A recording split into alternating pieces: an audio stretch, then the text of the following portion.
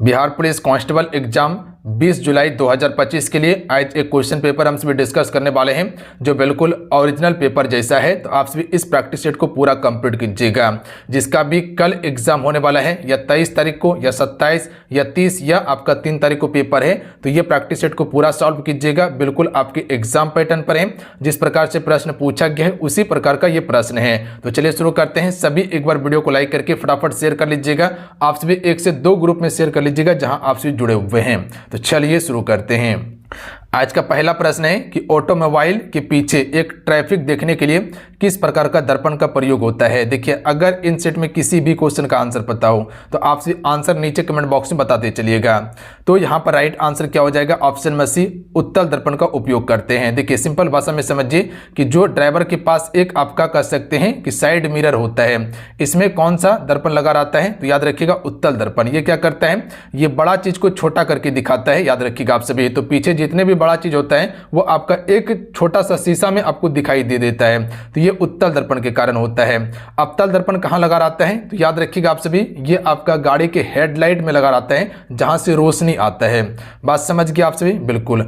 अगला प्रश्न देखिए, जल खींचने वाला विद्युत पंप द्वारा हम बदलते हैं। चलिए क्वेश्चन में 2 का राइट आंसर कीजिए आप सभी। तो राइट आंसर हो जाएगा ऑप्शन में बी, ये विद्युत ऊर्जा को यांत्रिकी ऊर्जा में बदलता है। देखिए, इस क्वेश्चन को समझिएगा। जो आपका विद्युत मोटर होता है, जो घर में मोटर लगाया जाता है, वो क्या करता है? विद्युत ऊर्जा को यांत्रिकी ऊर्जा में बदलता है। और अगर वही जनरेटर की बात किया जाए, जो शादी ब्याह में लगा रहता है, वो क्या करता है? यांत्रिकी ऊर्जा को विद्युत ऊर्जा में कन्वर्ट करता है, डायनमो। तो ऑप्शन में बी यहाँ पर करेक्ट आंसर होगा। बात समझ गए आप सभी? अगर प्रश्न आएगा तो बना लीजिएगा। चलिए अगला क्वेश्चन देखिए, 3 नंबर। इस क्वेश्चन का आंसर कीजिएगा। आसान प्रश्न है, सभी आंसर कर लेंगे। ओजोन परत पर क्या अवशोषित होता है, या ओजोन परत क्या अवशोषित करता है? देखिए, ओजोन परत समताप मंडल में पाया जाता है और ये आपका परावैंगनिक किरणों से अवशोषित करता है। अगर क्वेश्चन पूछा जाए कि परावैंगनिक किरण कहां से आते हैं, तो सूर्य से। ये हमारी पृथ्वी की रक्षा कवच के नाम से जाने जाते हैं। देखिए, ओजोन परत में क्षरण हुआ था, छिद्र देखने के लिए मिला था। कहां पे? अंटार्कटिका में। हालांकि वो छिद्र बंद हो गया है। ओजोन परत को कौन सा गैस प्रभावित करता है? क्लोरोफ्लोरोकार्बन करता है। जो आपका एसी हो गया, फ्रिज हो गया, ये सभी से जो गैस निकलता है वो आपका ओजोन परत को प्रभावित करता है। देखिए, ओजोन परत के संरक्षण के लिए बहुत सारा प्रोटोकॉल भी हुआ था। जैसे कह सकते हैं कि एक आपका मॉन्ट्रियल प्रोटोकॉल हुआ था। कौन सा? मॉन्ट्रियल प्रोटोकॉल हुआ था। ये कब हुआ था? आपका 16 सितंबर को। डेट याद रखिएगा, 16 सितंबर से क्वेश्चन पूछा जाता है कि 16 सितंबर को कौन सा दिवस मनाया जाता है। तो इस दिन ओजोन संरक्षण दिवस मनाया जाता है। 16 सितंबर को ओजोन संरक्षण दिवस मनाया जाता है। तो 16 सितंबर 1987 में, 16 सितंबर 1987 में मॉन्ट्रियल प्रोटोकॉल पर क्या हुआ था? हस्ताक्षर हुआ था। वहीं पर इसको लागू करने की बात किया जाए तो 1989 में इसको लागू कर दिया गया था। और एक आपका कन्वेंशन हुआ था वियना वाला। देखिए, वियना कन्वेंशन ये आपका ओजोन परत से ही संबंधित है, जो 1985 में ही आपका कह सकते हैं हस्ताक्षर हुआ था इस पे। और ये लागू कर सकते हैं कि 1988 में लागू होता है आपका वियना कन्वेंशन। तो इतना सा फैक्ट को याद रखिएगा। अगला है, जब कोई पिंड वायुयान से गिराया जाता है तब इसकी डैश बढ़ जाती है। देखिए, तब इसकी त्वरण बढ़ जाती है। अगर हम बात करें कि पृथ्वी की सतह पर गुरुत्वाकर्षण त्वरण का मान कितना होता है, तो बता सकते हैं 9.8 मीटर प्रति सेकेंड स्क्वायर होता है। 9.8 मीटर प्रति सेकेंड स्क्वायर होता है। तो आप सभी याद रखिएगा। अच्छा, अगर यहीं से क्वेश्चन अगर पूछ लिया जाए कि बताइए कि किसी भी पिंड का अगर वेग को हम दोगुना कर दें, अगर किसी भी पिंड का वेग को अगर दोगुना कर रहे हैं तो उसका गतिज ऊर्जा क्या हो जाएगा? तो गतिज ऊर्जा उसका 4 गुनी होती है। याद रखिएगा आप सभी। अगर वेग को दोगुना करें तो गतिज ऊर्जा 4 गुनी होती है। अच्छा, अगर यही क्वेश्चन आपसे से पूछ लिया जाए कि बताइए अगर किसी भी पिंड का अगर हम द्रव्यमान को आधा कर दें, कोई सा भी पिंड है इसका द्रव्यमान को अगर हाफ कर दें, तब इसका गतिज ऊर्जा क्या होगा? तो यहां पर गतिज ऊर्जा आपका हाफ ही रह जाएगा। बात समझे? इसमें बड़ी कन्फ्यूजन होता है बच्चा को, तो आप ध्यान रखिएगा आप सभी। और एक प्रश्न आप सभी से पूछा जाता है कि अगर किसी भी पिंड का अगर द्रव्यमान को हम 2 गुना कर दें, कोई सा भी पिंड है इसका द्रव्यमान को 2 गुना कर देंगे तो इसका गतिज ऊर्जा क्या होगा? तो गतिज ऊर्जा भी आपका 2 गुना ही होगा। अब यहां पर समझिएगा, अगर द्रव्यमान में कोई भी छेड़छाड़ करेगा तो गतिज ऊर्जा उतना ही होगा। अगर द्रव्यमान को 4 बढ़ाएगा तो गतिज ऊर्जा भी 4 होगा। अगर आधा करेगा तो आधा होगा। बट अगर यहां वेग की बात किया जाए, अगर वेग में अगर कुछ परिवर्तन होता है तो ये डायरेक्ट 2 गुना होने लगता है। जैसे वेग को 2 गुना बढ़ाएं तो गतिज ऊर्जा कितना हो गया, 4 गुना हो गया। तो इसको आपको ध्यान में रखना है, क्योंकि यहाँ पर बच्चे कन्फ्यूजन कर जाता है और कन्फ्यूजन के कारण प्रश्न गलती हो जाता है। निम्नलिखित में से कौन शास्त्रीय संगीत के किराना घराने के संस्थापक था? यहाँ पर किराना घराने के संस्थापक के बारे में पूछा गया है, तो राइट आंसर हो जाएगा अब्दुल करीम खान था, याद रखिएगा। अगला क्वेश्चन देख लीजिएगा, कंप्यूटर में आप कंप्यूटर गेम और सहायक तकनीकी के लिए जॉयस्टिक का उपयोग कहाँ करेंगे? देखिए कंप्यूटर से बिहार पुलिस में 16 तारीख को क्वेश्चन पूछा गया है। इससे पहले जो 24 में भी पेपर हुआ था वहाँ पर भी कंप्यूटर से प्रश्न पूछा गया था। तो देखिए जॉयस्टिक जो होता है ये गेम खेलने के लिए होता है, ठीक है, तो कर्सर कंट्रोल के रूप में इसका उपयोग होता है। तो ऑप्शन में भी राइट आंसर होगा। देखिए जॉयस्टिक जो है ये आपका एक इनपुट डिवाइस है। देखिए इनपुट डिवाइस क्या होता है, जो हम बाहर से निर्देश देते हैं कंप्यूटर को। मान लीजिए इनपुट डिवाइस हो गया, माउस हो गया, या कह सकते हैं कीबोर्ड हो गया, ये सभी आपका क्या है, जैसे कह सकते हैं कि स्कैनर हो गया, ये सभी आपका इनपुट डिवाइस का उदाहरण है। डायरेक्ट क्वेश्चन बनता है। अच्छा, आउटपुट डिवाइस का उदाहरण क्या होता है, जो कंप्यूटर से हमको मिलता है, जो कंप्यूटर से हमें प्राप्त होता है। जैसे मॉनिटर आउटपुट डिवाइस है, उसी प्रकार से प्रिंटर आउटपुट डिवाइस है, याद रखिएगा आप सभी।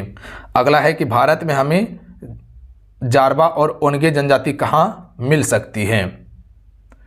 तो राइट आंसर हो जाएगा अंडमान निकोबार द्वीप समूह में। चलिए अगला क्वेश्चन देख लीजिएगा, निम्नलिखित में से किस वर्ष में भारत सरकार ने मौद्रिक नीति समिति का गठन किया था? तो देखिए मौद्रिक नीति समिति का गठन किया था कब?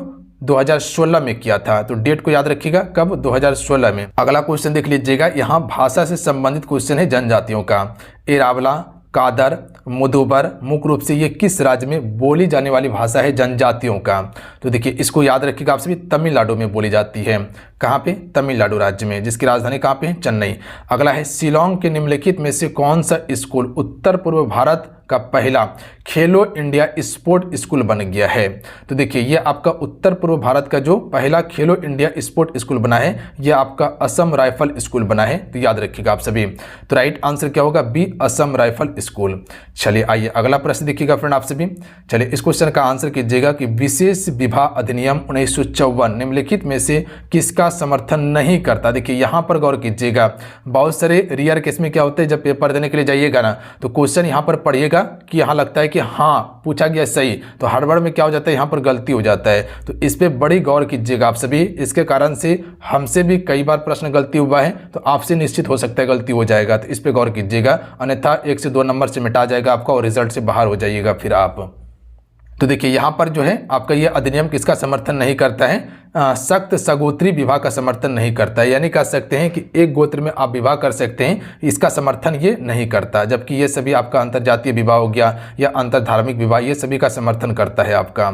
चलिए अगला क्वेश्चन देखिए, विद्युत द्विध्रुव जिसे हम सभी इलेक्ट्रिक डिपोल कहते हैं, इसका कुल आवेश कितना होता है? अच्छा बताइएगा कि टेस्ट पेपर में आप सभी किसको किसको इस प्रकार से प्रॉब्लम हुआ है कि नहीं और हाँ में क्वेश्चन गलती हुआ है, नहीं और हाँ में क्वेश्चन आपका गलती हुआ है, बताइएगा आप सभी। तो इसका करेक्ट आंसर क्या हो जाएगा? 0 होगा, याद रखिएगा आप सभी। क्या होता है? 0। अगला है, भारतीय संविधान के अनुसार निम्नलिखित में से कौन सा संवैधानिक निकाय है? यानी कि एक संवैधानिक निकाय इनमें से कौन सा है? 13 का राइट आंसर क्या होगा? देखिए वित्त आयोग। वित्त आयोग क्या है? आपका एक संवैधानिक निकाय है और इसका चर्चा कहाँ पर किया गया है? अनुच्छेद 280 में वित्त आयोग के बारे में बात किया गया है। अच्छा वित्त आयोग क्या होता है? तो केंद्र और राज्य के बीच धनों का बंटवारा करता है। अच्छा अगला क्वेश्चन देखिए, भारत में स्थानीय स्वशासन का जनक किसे कहा जाता है? आराम से इस क्वेश्चन का आंसर कर सकते हैं आप सभी। लॉर्ड रिपन को जाना जाता है, याद रखिएगा आप सभी। अच्छा यहीं से अगर क्वेश्चन पूछ लिया जाए कि बताइए वित्त आयोग की स्थापना कब किया गया था? तो 1952 में वित्त आयोग की स्थापना किया गया था और केसी नियोगी जो है इसके पहले अध्यक्ष थे, याद रखिएगा। केसी नियोगी पहले अध्यक्ष थे। यहाँ क्वेश्चन क्या था? स्थानीय स्वशासन का जनक लॉर्ड रिपन को कहा जाता है। अच्छा आप सबको पता है कि इसी के समय में पहली बार कह सकते हैं कि नियमित रूप से जनगणना हुआ था। कब? 1882 ईस्वी में। कब हुआ था? 1882 ईस्वी में नियमित रूप से। अच्छा सबसे पहले जनगणना किसके समय में हुआ था? लॉर्ड मियो के समय में 1872 में, बट नियमित रूप से नहीं हुआ था। यहाँ पर देखिएगा एक आपका वर्नाक्यूलर प्रेस एक्ट शुरू किया गया था। वर्नाक्यूलर प्रेस एक्ट शुरू किया गया था जो कह सकते हैं कि 1882 में लॉर्ड रिपन ने क्या कर दिया था? रद्द कर दिया था। लागू करने वाला कौन था? लॉर्ड लिटन। अगला है द्वितीय विश्व युद्ध के दौरान जापान के किन शहरों पर परमाणु बम गिराया गया था? तो करेक्ट आंसर हो जाएगा नागासाकी और हिरोशिमा पर, यानी कि हिरोशिमा और नागासाकी पर, हिरोशिमा पर 6 अगस्त को और नागासाकी पर 9 अगस्त को गिराया जाता है। एक आपका फैटमैन और एक आपका लिटिल बॉय गिराया जाता है। जो नागासाकी पर गिराया गया था वो फैटमैन बम का नाम था, कोड नाम याद रखिएगा, और जो आपका हिरोशिमा पर गिराया गया था इसका नाम था लिटिल बॉय, याद रखिएगा आप सभी। क्या नाम था जी? लिटिल बॉय था। डायरेक्ट क्वेश्चन पूछा जाएगा और बिहार पुलिस में इस प्रकार का क्वेश्चन पूछा गया है। अच्छा बताइएगा कि पहला विश्व युद्ध की बात किया जाए वो कब हुआ था? 1914 से लेके 18 तक चला था। इसमें अमेरिका कब शामिल होता है? तो 1917 में शामिल होता है अमेरिका प्रथम विश्व युद्ध में, और 1917 में रूस इससे बाहर हो जाता है, याद रखिएगा आप सभी। अच्छा दूसरा विश्व युद्ध में अमेरिका कब शामिल होता है? तो ये आपका 1941 में अमेरिका शामिल होता है दूसरे विश्व युद्ध में। दूसरा विश्व युद्ध 1939 में शुरू हुआ था। कारण क्या था? हिटलर ने पोलैंड पर आक्रमण कर दिया था। अगला है अंतर्राष्ट्रीय व्यापार का मुख्य प्रहरी है। राइट आंसर हो जाएगा विश्व व्यापार संगठन यानी कि WTO। इसकी स्थापना कब हुआ था? 1995 में किया गया था। मुख्यालय कहाँ पे है? इसका मुख्यालय जनेवा में है, तो याद रखिएगा आप सभी कहाँ पे है? जनेवा में। अगला है कि बड़ी फर्मों की कम संख्या वाले बाजार को हम सभी किस नाम से जानते हैं? राइट आंसर हो जाएगा ऑप्शन नंबर सी, अल्पाधिकार के नाम से जानते हैं। चलिए आइए अगला क्वेश्चन देखिए आप सभी कि भारतीय संविधान के निम्नलिखित में से किस भाग में सामाजिक एवं आर्थिक लोकतंत्र को सुनिश्चित किया गया है? तो देखिए ये आपका किया गया है राजकीय नीति निर्देशक सिद्धांत में। अच्छा राजकीय नीति निर्देशक तत्व की बात किया जाए तो ये आपका अनुच्छेद 36 से लेकर 51 तक इसका वर्णन है। संविधान के भाग की बात किया जाए तो भाग 4 में है, भाग 4 को में आपका क्या है? मौलिक कर्तव्य है। भाग 4 आपका जो है कल्याणकारी अवधारणा पर बल देता है। कौन? भाग 4, याद रखिएगा आप सभी। अच्छा अनुच्छेद 40 जो है ये किससे संबंधित है? पंचायत के गठन से संबंधित है। बात समझ गए आप सभी? तो ऑप्शन में ए राइट आंसर है। अगला क्वेश्चन है कि एकाधिकार बाजार संरचना में विक्रेताओं की संख्या कितनी होती है? तो राइट आंसर हो जाएगा इसमें सिर्फ एक ही विक्रेता होता है जिसका एकाधिकार होता है बाजार में। ठीक है, मान लीजिए कि अभी जियो कंपनी चल रहा है, अगर किसी समय कह सकते हैं कि एयरटेल खत्म हो जाएगा, या मान लीजिए जो आपका VI है या BSNL है, अगर वो खत्म हो जाएगा सिर्फ जियो बचेगा तो वो क्या हो जाएगा? उसका एकाधिकार हो जाएगा और एक ही कंपनी हर काम करेगा। अगला है निम्नलिखित में से किस विवरण में सबसे कम तरंगदैर्घ्य होता है? देखिए सबसे कम तरंगदैर्घ्य होता है गामा किरण में। इसका वैधन क्षमता सबसे अधिक होता है पर तरंगदैर्घ्य इसका सबसे कम होता है। बात समझ गए आप सभी? चलिए अगला क्वेश्चन देखिए, योग्यतम की उत्तरजीविता वाक्यांश किसने गढ़ा है? यानी कि सर्वाइवल ऑफ फिटनेस, ये किसने गढ़ा है? तो राइट आंसर हो जाएगा स्पेंसर ने गढ़ा है, याद रखिएगा आप सभी। किसने? स्पेंसर ने। आइए अगला क्वेश्चन देखिए आप सभी। क्वेश्चन है कि 1 से 5 मिलियन जनसंख्या वाले शहर को हम सभी किस नाम से जानते हैं? तो राइट आंसर हो जाएगा इसे मेट्रोपॉलिटन शहर कहा जाता है, याद रखिएगा आप सभी। अच्छा 10 मिलियन से अगर अधिक आबादी रहे तब उसको क्या कहते हैं? मेगा सिटी कहते हैं। क्या कहते हैं? Mega city. अगला क्वेश्चन है कर्क रेखा किस देश से होकर नहीं गुजरती? देखिए कर्क रेखा नेपाल से नहीं गुजरती, याद रखिएगा, जबकि चीन हो गया, म्यांमार हो गया, बांग्लादेश, ये सभी से गुजरती है। भारत से होकर गुजरती है, भारत के 8 राज्यों से होकर गुजरती है। 23.5 डिग्री उत्तरी अक्षांश रेखा है। निम्नलिखित में से कौन जलने में सहायक होता है? तो देखिए जलने में सहायक होता है ऑक्सीजन, याद रखिएगा आप सभी, ऑक्सीजन होता है। पेशेवर फोटोग्राफर के हाथ में कैमरा डैश वस्तु होता है। देखिए एक पेशेवर फोटोग्राफर है, उसके हाथ में कैमरा है तो ये उसका पूंजीगत वस्तु है, यानी कि पूंजी है उसका।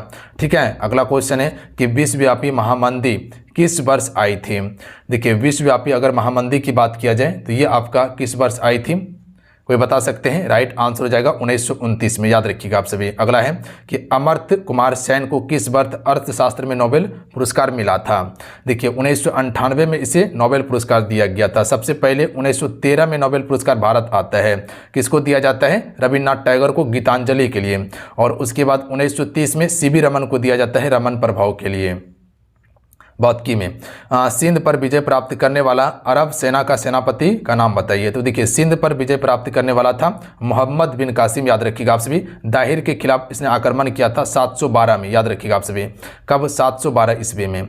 अगला क्वेश्चन देख लीजिएगा, निम्नलिखित में से कौन सी सेवा अखिल भारतीय सेवा नहीं है? देखिए अखिल भारतीय सेवा इनमें से आपका भारतीय विदेश सेवा जो है ये आपका अखिल भारतीय सेवा नहीं है, जबकि आपका प्रशासनिक सेवा हो जाएगा, उसके बाद भारतीय पुलिस सेवा IPS हो जाएगा, और भारतीय वन सेवा जिसे हम सभी क्या कहते हैं? IFS कहते हैं, याद रखिएगा आप सभी।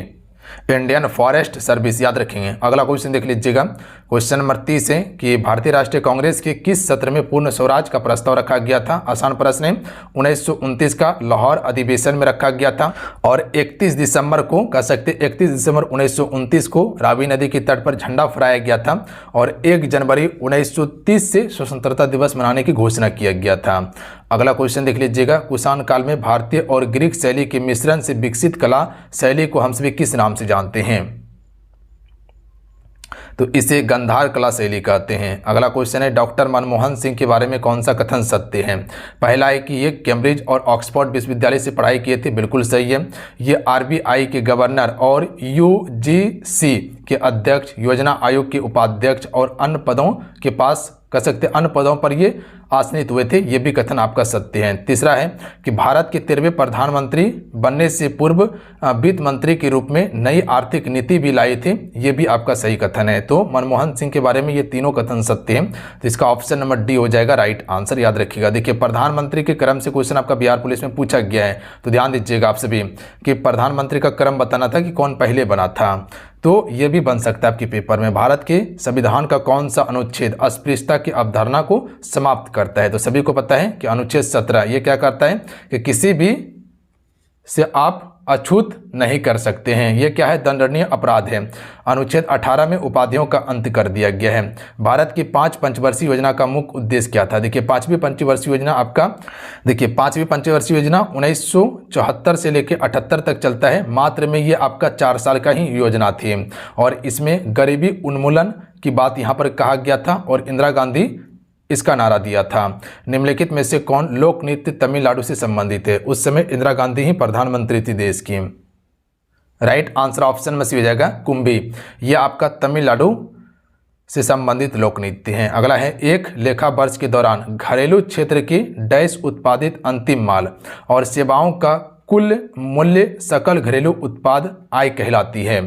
तो इसको हम सभी क्या कहते हैं, तो इसे भीतर कहते हैं। देखिए यहाँ समझिएगा क्वेश्चन को, क्वेश्चन क्या कहना, क्वेश्चन समझे नहीं होंगे आप सभी, क्वेश्चन समझिएगा। एक लेखा वर्ष के दौरान घरेलू क्षेत्र के भीतर उत्पादित अंतिम माल और सेवाओं का कुल मूल्य सकल घरेलू उत्पाद आय कहलाती है, याद रखिएगा, जो घरेलू क्षेत्र के भीतर उत्पादित होता है। बात समझिए। अगला है, कवयित्री और लेखिका अमृता प्रीतम निम्नलिखित में से किस साहित्य पत्रिका से जुड़ी हैं। तो ये आपका नागिन मणि से जुड़ी है, याद रखिएगा आप सभी। चलिए अगला क्वेश्चन देखिए फ्रेंड आप सभी, निम्नलिखित में से कौन सा एक विषाणु जनित रोग नहीं है। देखिए विषाणु जनित रोग कौन कौन सा है, रेबीज हो गया, चेचक हो गया, खासरा हो गया, उसके बाद एड्स हो गया, ये सभी विषाणु से फैलता है। जबकि कुष्ठ जो है, जैसे कुष्ठ रोग भी कहते हैं, ये आपका जीवाणु से फैलता है। जैसे मलेरिया जो होता है ये प्लाज्मोडियम से फैलता है। दाग धब्बा जो होता है वो आपका कवक से फैलता है। 1 अप्रैल 1937 को अंग्रेज द्वारा संयुक्त प्रांत के रूप में कौन सा आधुनिक भारतीय राज्य बनाया गया था। देखिए उसको पहले संयुक्त प्रांत कहते थे, याद रखिएगा आप सभी। जो बनाया गया था उत्तर प्रदेश वाला क्षेत्र, याद रखिएगा आप सभी। ऑप्शन नंबर क्या हो जाएगा, सी करेक्ट आंसर होगा। अगला क्वेश्चन देखिए, निम्नलिखित में से कौन सा द्वीप समूह बंगाल की खाड़ी में स्थित है। तो यहाँ पर देखिए क्या द्वीप है, मेरू है, मिनिकॉय है, गलत है ये सभी। मिनिकॉय लक्षद्वीप अरब सागर में है, अंडमान निकोबार द्वीप समूह ये आपका बंगाल की खाड़ी में है। बात समझ गए। अगला है कि किस नदी की मयूराक्षी, दामोदर, कंसावती और रूप नारायण नाम की एक सहायक नदी है। यानी कि ये जितने भी नदी देख रहे हैं ये किस नदी की एक सहायक नदी है, ये बताना है। तो राइट आंसर होगा हुगली की सभी सहायक नदी है। क्या क्या बताए, हुगली की सहायक नदी में मयूराक्षी हुगली की सहायक नदी है, दामोदर भी, और उसके बाद कंसावती और रूपनारायण ये सभी हुगली की सहायक नदी है। अगला क्वेश्चन देख लीजिएगा, एलईडी का यहाँ पर फुल फॉर्म बताना है। तो राइट आंसर क्या हो जाएगा, लाइट एमिटिंग डायोड होगा। अगला क्वेश्चन देखिए, भोपाल का वह नवाब कौन था या थी जिसने 1868 से 1901 तक शासन किया। तो करेक्ट आंसर क्या हो जाएगा, बी, शाहजहां बेगम। याद रखिएगा आप सभी, कौन सा हो जाएगा, शाहजहां बेगम हो जाएगा। अगला क्वेश्चन देख लीजिएगा, निम्नलिखित में से कौन सा कंप्यूटर की सेंट्रल प्रोसेसिंग यूनिट का एक भाग है। देखिए कंप्यूटर में सेंट्रल प्रोसेसिंग यूनिट की भाग की बात की गई है।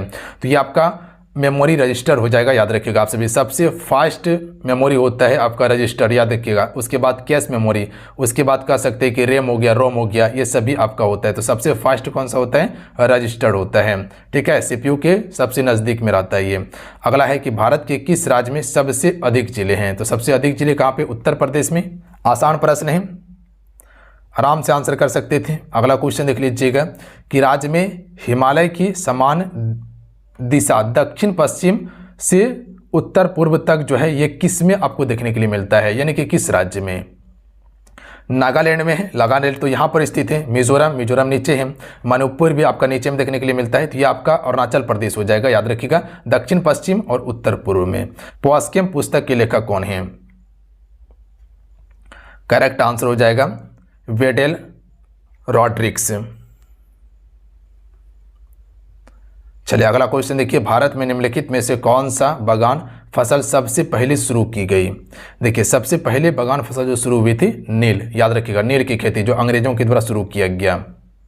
3 गठिया प्रणाली का नाम सुने होंगे आप सभी कि 20 बीघा खेत में 3 बीघा में नील की खेती करने के लिए कहा जाता था। और नील का कह सकते कि जो पौधा होता था बहुत जमीन के अंदर तक जाता था, जिससे क्या होता था? मिट्टी का उर्वरता खत्म होने लगता था। तो इसी कारण से किसान नील की खेती नहीं करना चाहता था और अंग्रेज जबरदस्ती करवा रहा था। राष्ट्रमंडल खेल 2026 का आयोजन कहाँ किया जाएगा? अति मोस्ट इंपॉर्टेंट है ये, ग्लासगो में, याद रखिएगा आप सभी। ऑस्ट्रेलिया हो जाएगा, बात समझे आप सभी। चलिए अगला क्वेश्चन देख लीजिएगा। अगला क्वेश्चन है कि राजगिरी कई वर्षों तक मगध की राजधानी रहा था, बाद में इसकी राजधानी कहाँ स्थानांतरित कर दी गई थी? तो पाटलिपुत्र में। पाटलिपुत्र में स्थानांतरित की गई थी। अगला क्वेश्चन है कि वह प्रजाति जो खाली एक नग्र क्षेत्र में डैश करती मूल अन्वेषक प्रजाति कहलाती है? तो इसका राइट आंसर होगा आक्रमण। देखिए क्वेश्चन को समझिएगा कि वह प्रजाति जो खाली एक नग्र क्षेत्र पर आक्रमण करती हुई मूल अन्वेषक प्रजाति है। तो ये जो मूल अन्वेषक प्रजाति जो देखते हैं इसका सबसे अच्छा उदाहरण है आपका लाइकेन, याद रखिएगा आप सभी। तो लाइकेन जो है ये आपका मूल अन्वेषक प्रजाति हैं। चलिए अगला क्वेश्चन देखिएगा, स्वतंत्रता के समय भारत का लगभग 75% जनसंख्या किस पर निर्भर था? देश का आजाद हुआ 1947 में, तो इस समय सबसे ज़्यादा जीडीपी में योगदान पहला क्षेत्र यानी कि कृषि का था, ठीक है। और अभी के समय में सबसे ज़्यादा सेवा क्षेत्र, यानी कि कह सकते हैं कि अभी जो है सेवा क्षेत्र में जीडीपी का योगदान सबसे ज़्यादा है। अगला है कि भारतीय वन स्थिति रिपोर्ट 2023 के अनुसार भारत में वन और वृक्षा आवरण कितना प्रतिशत है?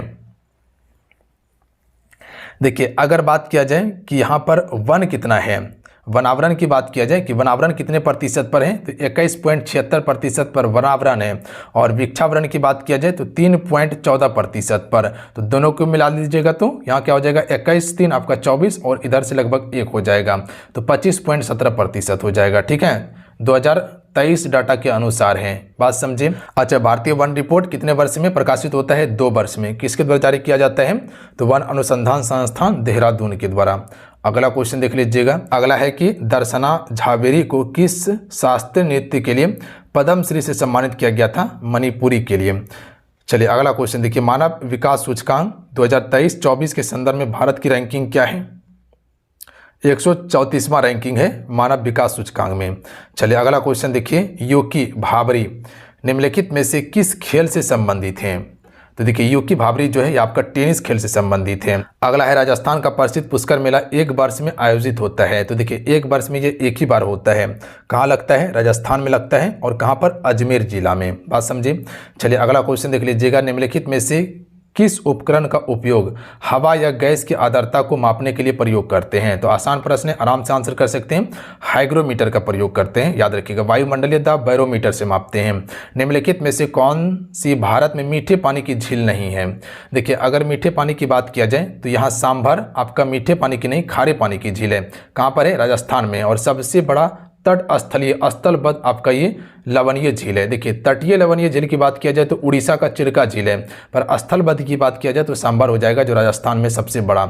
लोकटक, उसके बाद बड़ा पानी और भीमताल, ये सभी आपका मीठे पानी की झील है। इसके अलावा कह सकते हैं कि बुलर झील जम्मू कश्मीर वाला। विषम का चयन करें। संकेत वस्त्र उद्योग,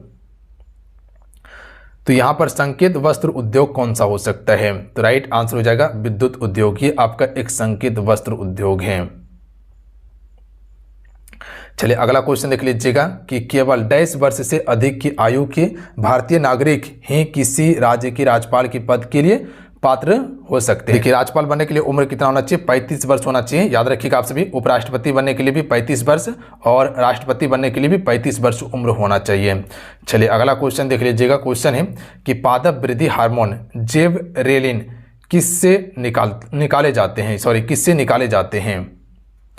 तो राइट आंसर हो जाएगा ये कवक से निकाले जाते हैं। जैसे कि मशरूम का नाम सुने होंगे, कवक का सबसे अच्छा उदाहरण है। देखिए शैवाल जो होता है ये अपना भोजन खुद तैयार करता है, प्रकाश संश्लेषण करता है। कवक प्रकाश संश्लेषण नहीं करता और ये दोनों थाइलोफाइटा जगत का उदाहरण है। चलिए अगला क्वेश्चन देख लीजिएगा। निम्नलिखित में से कौन सा जोड़ा गलत है, मिलान कीजिए। क्षय रोग, उसके बाद जो है कि समान जुकाम, निमोनिया और हैजा। देखिए क्षय रोग जो होता है जीवाणु से होता है, ये बिल्कुल सही है। समान जुकाम ये विषाणु से होता है, ये भी सही है। निमोनिया गोलान या कोकस से होता है, ये भी सही है। जब देखिए जो प्रोटोजोआ है इससे हैजा होता है, ये आपका गलत है। प्रोटोजोआ से मलेरिया रोग फैलता है, याद रखिएगा आप सभी। जबकि हैजा जो है ये आपका जीवाणु जनित रोग है। चलिए अगला क्वेश्चन देख लीजिएगा कि गेहूं का कीट जिसे रस्ट कहते हैं ये कैसा रोग है? तो राइट आंसर हो जाएगा ये आपका कवक जनित रोग है, याद रखिएगा आप सभी। अगला है कि उड़न राख जिसे फ्लाई एश कहते हैं, ये वायु प्रदूषक किसके कारण से होता है?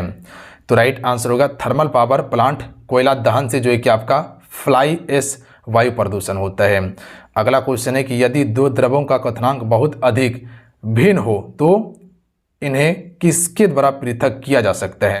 देखिए अगर द्रव का क्वथनांक बहुत अधिक होना तब जो है कि फलनी आसवन विधि के द्वारा इसको हम पृथक कर सकते हैं, फलनी आसवन विधि के द्वारा। चलिए अगला क्वेश्चन देखिए, बौद्धिक व्यवसाय किस गतिविधि के अंतर्गत आता है? देखिए अर्थव्यवस्था में 3 क्षेत्र आपको बताए थे, पहला, दूसरा और तीसरा। पहला जो आपका कह सकते हैं कि कृषि क्षेत्र वाला था, प्राथमिक क्षेत्र, ठीक है। दूसरा क्या था? उद्योग क्षेत्र, विनिर्माण क्षेत्र। और तीसरा क्या था? सेवा क्षेत्र। पर यहाँ पर चौथा क्षेत्र के बारे में पूछा गया है, क्योंकि बौद्धिक व्यवसाय की बात किया गया है तो ये आपका चौथा क्षेत्र में आता है। देखिए चौथा क्षेत्र में जैसे अनुसंधान हो गया, शोध हो गया, नवाचार हो गया, या ज्ञान पर आधारित हो गया, या क्रियाकलाप हो गया, या बौद्धिक व्यवसाय हो गया, ये सभी आपका चौथे क्षेत्र के अंतर्गत आता है। बात समझे आप सभी। देखिए पढ़ाना या सेवा करना वो तीसरा क्षेत्र का अधिकार है, जबकि आपका कोई भी चीज़ का अनुसंधान करना वो आपका चौथा क्षेत्र में है। कंप्यूटर आधारित सूचना प्रणाली की संग्रह चरण में निम्नलिखित में से किसका प्रयोग नहीं किया जाता?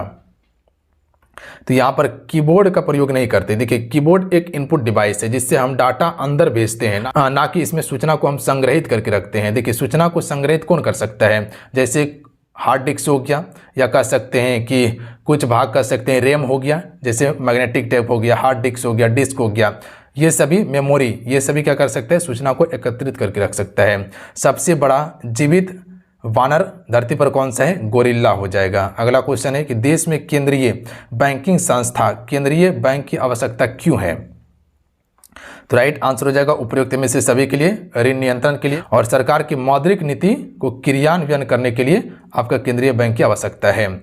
अगला क्वेश्चन है कि शीत युद्ध का अभिपर्याय क्या है? देखिए शीत युद्ध की अगर बात किया जाए तो याद रखिएगा आपसे, पूंजीवादी और साम्यवादी दोनों के बीच वैचारिक दुश्मनी ही शीत युद्ध कहा जाता है इसको। बात समझे आप सभी। और दूसरा विश्व युद्ध जो है ये शीत युद्ध का सबसे बड़ा परमाणु माना जाता है। बात समझे आप सभी। और 1945 से लेकर 1991 तक ये शीत युद्ध का समय माना जाता है। चलिए अगला क्वेश्चन देख लीजिएगा, भारत का संविधान कब लागू हुआ था? आसान प्रश्न है, आराम से कर सकते हैं। 26 जनवरी 1950 को। चलिए अगला क्वेश्चन देख लीजिएगा, निम्नलिखित में से किस आंदोलन का नेतृत्व महात्मा गांधी ने नहीं किया था? सविनय अवज्ञा आंदोलन किया था, बिल्कुल 1930 में हुआ था। असहयोग आंदोलन 1920 में हुआ था, बिल्कुल किया था, 1920 में हुआ था। भारत छोड़ो आंदोलन ये 1942 में आपका हुआ था, इसका भी नेतृत्व किया था इसी ने। उसके बाद स्वदेशी आंदोलन, ये गलत बात है, स्वदेशी आंदोलन की बात किया जाए तो ये 1905 में हुआ था। तो याद रखिएगा उस समय महात्मा गांधी जी भारत में थे ही नहीं, क्योंकि महात्मा गांधी 1915 में दक्षिण अफ्रीका से भारत आते हैं। तो option number D right answer होगा। अगला है, निम्नलिखित में से किस वर्ष में भारतीय रिजर्व बैंक ने शहरी सरकारी बैंकों के लिए लाइसेंस नीति का उदार बनाया था? लाइसेंस नीति को उदार बनाया था किस वर्ष? तो 1993 में। अगला क्वेश्चन है, निम्नलिखित में से कौन सा 3 या 4 अक्षरों का संक्षिप्त नाम है जो फाइल के प्रकार को दर्शाता है? तो देखिए फाइल के प्रकार को दर्शाता है, जैसे मान लीजिए इसका एक आपका एक्सटेंशन नाम होता है, जैसे मान लीजिए कोई भी डॉक्यूमेंट में आप फाइल को बनाए, ठीक है, जब उसको सेव कीजिएगा तो MS वर्ड में बनाए हैं तो वहाँ पर आपको लिखा आएगा .docx आएगा, ठीक है। तो वो क्या है, उसका एक्सटेंशन नाम है। तो वो आपको बताता है कि आपका फाइल किस में बना हुआ है, क्या पावर पॉइंट में बना है या एक्सेल से बना है या आपका डॉक्यूमेंट से बना है, तो ये एक्सटेंशन नाम होता है। बात समझिए। चलिए अगला है कि निम्न में से कौन सी मृदा भारी वर्षा और उच्च आर्द्रता वाले क्षेत्रों में पाई जाती है। तो राइट आंसर हो जाएगा दलदली मृदा। चलिए अगला है निम्नलिखित में से कौन सी वेक्टर जनित बीमारी है, यानी कि वाहक बीमारी बताना है यहाँ पे। तो मलेरिया जो प्लाज्मोडियम से होता है ये एक आपका वाहक बीमारी है। अगला है निम्न में से किस राज्य में शत्रुंजय पहाड़ी स्थित है। करेक्ट आंसर हो जाएगा गुजरात में है। अगला क्वेश्चन है कि प्रसिद्ध क्रिकेटर सुनील गावस्कर निम्नलिखित में से किस पुस्तक के लेखक हैं। तो देखिए यहाँ पर पुस्तक के बारे में पूछा गया है, रन एंड रोइंजस हो जाएगा। तो राइट आंसर होगा रन एंड रोइंजस हो जाएगा। अगला क्वेश्चन देख लीजिएगा, भगवान बिरसा मुंडा जुड़ाव योजना का प्रारंभ जो है ये किसके द्वारा किया गया है। तो ये आपका महाराष्ट्र सरकार के द्वारा किया गया है। देखिए बिरसा मुंडा का जन्म कब हुआ था, 15 नवंबर को हुआ था, याद रखिएगा आप सभी। और उसी दिन कह सकते झारखंड को आज़ादी भी मिला था और इसी दिन आपका बिरसा मुंडा जुड़ाव योजना शुरू किया गया है। अगला क्वेश्चन है कि गृह मंत्री अमित शाह ने जनवरी 2025 में कौन सा पोर्टल लॉन्च किया था। 1875 में जन्म हुआ था, ठीक है, बिरसा मुंडा का। तो ये कौन सा पोर्टल है, भारत पोर्टल लॉन्च किया गया है, याद रखिएगा आप सभी, कौन सा, भारत पोर्टल। अगला है कि बॉर्डर गावस्कर ट्रॉफी में कौन सा देश भाग लेते हैं। तो इसमें भाग लेते हैं भारत और ऑस्ट्रेलिया। अगला क्वेश्चन है कि भारत का प्रथम कार्बन मुक्त तटस्थ राज्य कौन सा है। तो ये आपका हिमाचल प्रदेश राज्य है। अगला है क्वेश्चन नंबर 84, आर्टेमिस समझौता कार्यक्रम का संबंध किससे है। तो करेक्ट आंसर हो जाएगा अंतरिक्ष क्षेत्र से संबंधित है। अगला क्वेश्चन देखिए, निम्नलिखित में से कौन भारत के स्वतंत्रता आंदोलन के लाल बाल पाल में से एक थे। देखिए लाला लाजपत राय, बाल गंगाधर तिलक और बिपिन चंद्र पाल हो जाएगा। तो लाला लाजपत राय यहाँ पर दिया गया है ऑप्शन नंबर ए वाला में। तो ये सभी आपका क्या था, स्वतंत्रता आंदोलन में एक गर्म दल का नेता था। अगला है निम्नलिखित यात्रियों में से कौन 11वीं शताब्दी में उज्बेकिस्तान से भारत आया था। देखिए उज्बेकिस्तान से जो आया था मोहम्मद बिन तुगलक के साथ में अलबरूनी आया हुआ था, याद रखिएगा आप सभी। इसी ने किताब उल हिंद की रचना की थी। इब्न बतूता मोहम्मद बिन तुगलक के समय में भारत आया था मोरक्को से। अगला है कि किसी देश के प्रति शुद्ध खेती योग्य क्षेत्र की कुल क्षेत्रफल किसको संदर्भित करता है। तो इसका करेक्ट आंसर क्या हो जाएगा, याद रखिएगा आप सभी, कार्यायिक घनत्व को संदर्भित करता है। अगला क्वेश्चन है कि निम्नलिखित में से किस सेल का उपयोग घड़ियों में नहीं होता। देखिए लेड एसिड सेल का उपयोग घड़ियों में नहीं किया जाता है। देखिए घड़ी दो प्रकार का बैटरी होता है सेल। एक क्या होता है आपका, एक प्राथमिक सेल होता है जो गैर रिचार्जेबल होती है और दूसरा आपका एक रिचार्जेबल होता है। तो दो प्रकार का सेल है, बात समझिए। अगला है कि वर्ष 2000 में निम्न में से किस राज्य का गठन नहीं हुआ था। तो 2000 में किस राज्य का गठन हुआ, झारखंड, उत्तराखंड और छत्तीसगढ़ का हुआ था। तो ये तीनों का तो हुआ है। तेलंगाना का गठन कब हुआ था, 2014 में हुआ था, आंध्र प्रदेश से काटकर बनाया गया तेलंगाना को। अगला है कि भारत ने ओलंपिक में अंतिम बार हॉकी में स्वर्ण पदक कब जीता था। देखिए सबसे पहले जीता था ये कब, 1928 के एम्स्टर्डम ओलंपिक में स्वर्ण पदक जीता था। और दूसरी बार बात किया जाए तो ये कब जीता था, 1980 के दशक में मास्को ओलंपिक होगा, याद रखिएगा आप सभी। कहाँ पे, मास्को ओलंपिक में। चलिए अगला क्वेश्चन देख लीजिएगा, भारत में पहली hot air balloon wild life safari कहाँ शुरू की गई थी। तो ये आपका शुरू की गई थी बांधवगढ़ बाघ अभ्यारण्य में। कहाँ पे, बांधवगढ़ बाघ अभ्यारण्य में। अगला है कि निम्नलिखित में से कौन सी फसल भारत में दक्षिण राज्यों में पूरे साल उगाई जाती है। तो ये आपका चावल हो जाएगा, क्योंकि वहाँ का तापमान जो है वो चावल के लिए अनुकूलित है, याद रखिएगा आप सभी, इसीलिए सालों भर वहाँ उगाई जाती है। निम्नलिखित में से कौन सा शासक तुलुब राजवंश से संबंधित था। तो करेक्ट आंसर हो जाएगा कृष्णदेव राय, ये तुलुब राजवंश से संबंधित था आपका। देखिए तुलुब राजवंश की बात किया जाए तो इसके संस्थापक कौन थे, वीर नरसिंह थे, याद रखिएगा आप सभी। कौन थे जी, वीर नरसिंह आपको याद रखना है, वीर नरसिंह इसके संस्थापक थे। अगला है कि रूमी दरवाजा कहाँ स्थित है। देखिए रूमी दरवाजा जो है आपका लखनऊ में है। अगला है कि निम्न में से कौन सा गीत राजस्थान के किसान खेतों में काम करते समय गाते हैं। तो यहाँ राजस्थान की बात यहाँ पर किया गया है। तो ये आपका पखेड़ा गीत गाते हैं।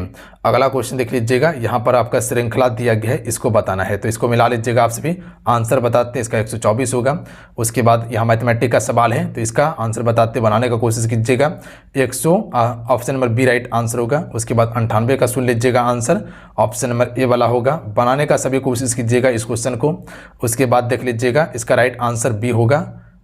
उसके बाद 100 नंबर का आंसर जो हो जाएगा वो आपका सी हो जाएगा। ठीक है, तो पूरा 100 क्वेश्चन आपका कंप्लीट हो गया है। तो मिलते हैं। जय हिंद, वंदे मातरम। जाते जाते वीडियो को लाइक करके शेयर कर दीजिएगा।